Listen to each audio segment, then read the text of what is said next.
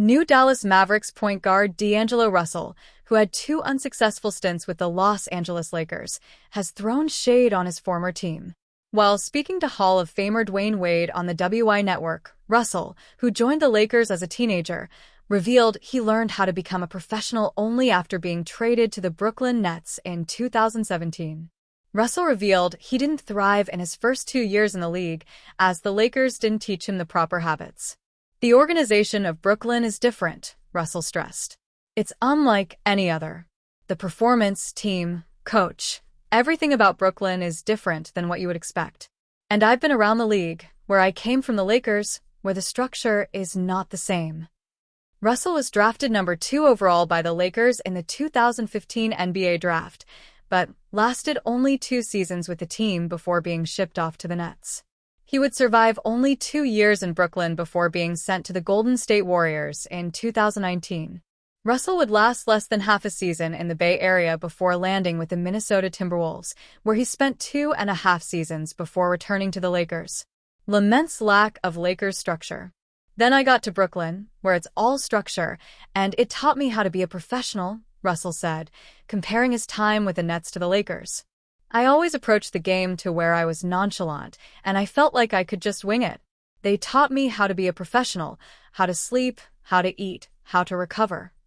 In fairness to Russell, he did thrive in Brooklyn, where he made his first and only All-Star appearance in the 2018-19 season, averaging 21.1 points, 3.9 rebounds, and 7.0 assists.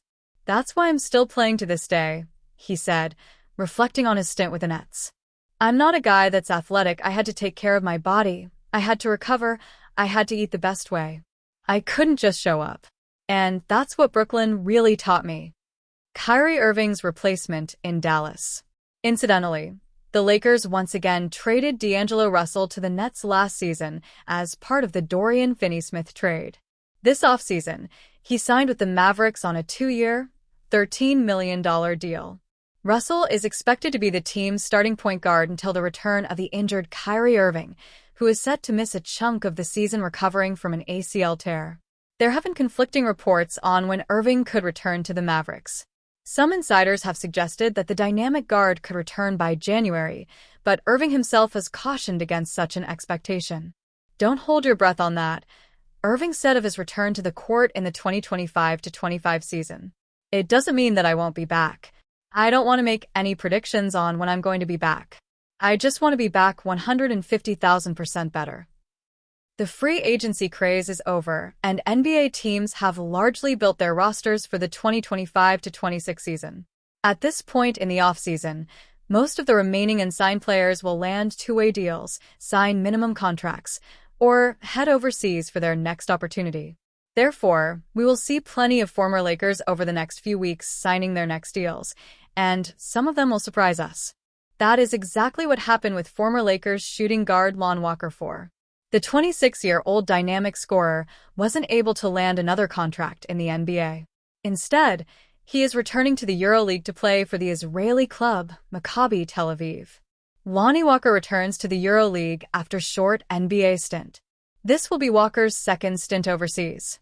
He began the 2024-25 season with another EuroLeague team, Zalgiris Kaunas, but returned to the NBA after the trade deadline when he signed with his hometown team, the Philadelphia 76ers.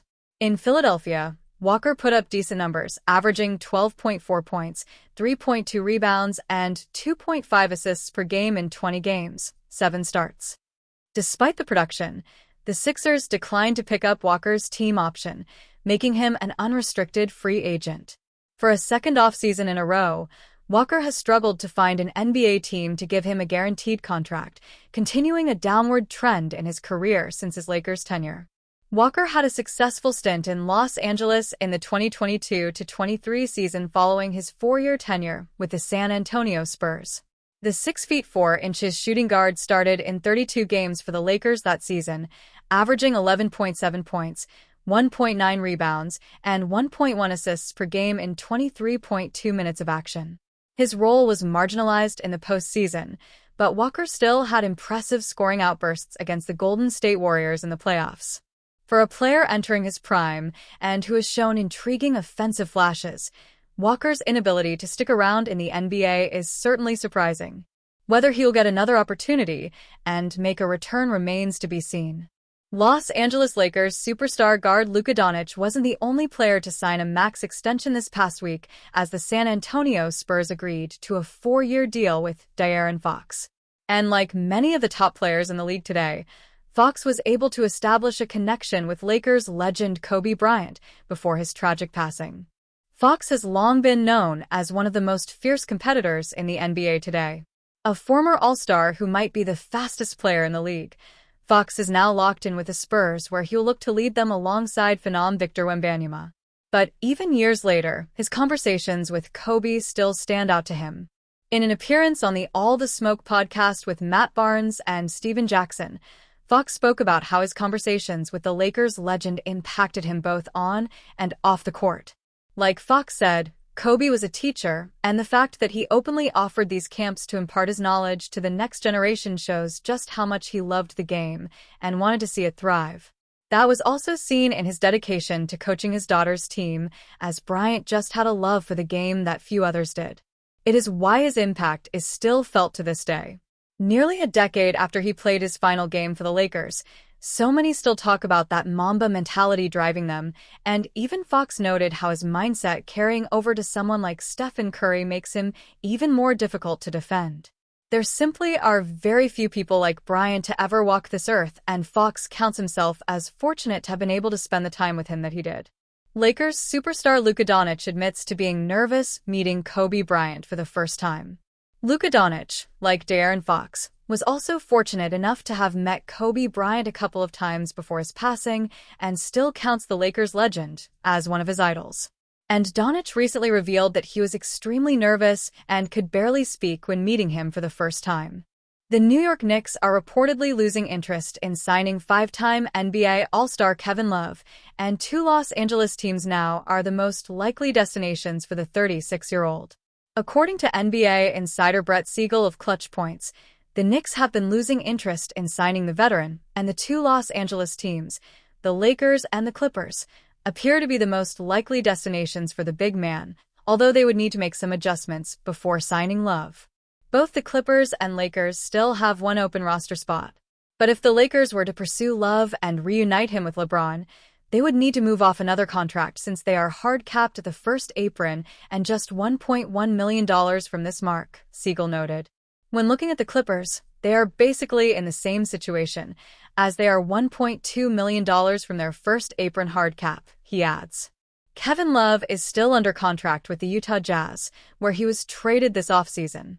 But according to earlier reports, Love is actively pursuing a buyout with the Jazz and is expected to become a free agent soon.